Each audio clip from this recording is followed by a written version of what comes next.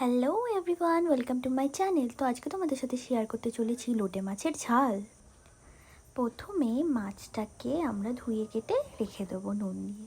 তারপর একটা কড়াইয়ে তেল গরম করে নিয়ে তার মধ্যে দিয়ে দেবো শুকনো লঙ্কা আর পেঁয়াজ কুচি দিয়ে এটাকে এভাবে ভেজে নেব।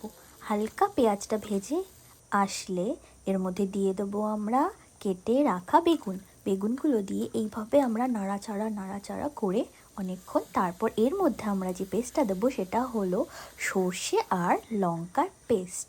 তো এটাকে ভালো করে এইভাবে নাড়াচাড়া করে নিয়ে তারপর আমরা স্বাদ মতন লবণ আর হলুদ গুঁড়ো এর মধ্যে দিয়ে দেবো।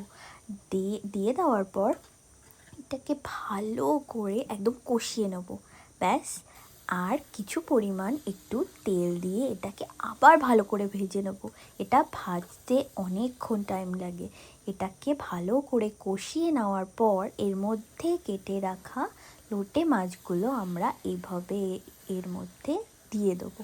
দিয়ে দেওয়ার পর এই মশলাগুলোর সাথে লোটে মাছটাকে ভালো করে নাড়াচাড়া করে মাখিয়ে নেবো, যাতে একদম মেখে যায় মশলাগুলো এর মধ্যে।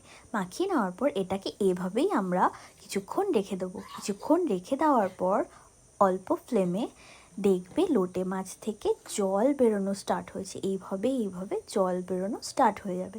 দেন এটাকে হালকা হালকা আমরা নিচ থেকে নেড়ে দেবো যাতে এটা নিচে না লেগে যায়। এবার এটাকে আমরা এইভাবে কিছুক্ষণ হালকা আঁচে ফুটতে দেবো। ব্যাস, ফুটে আসলেই রেডি আমাদের লোটে মাছ। এভাবে তোমরা আস্ত লোটে মাছ তৈরি করতে পারো।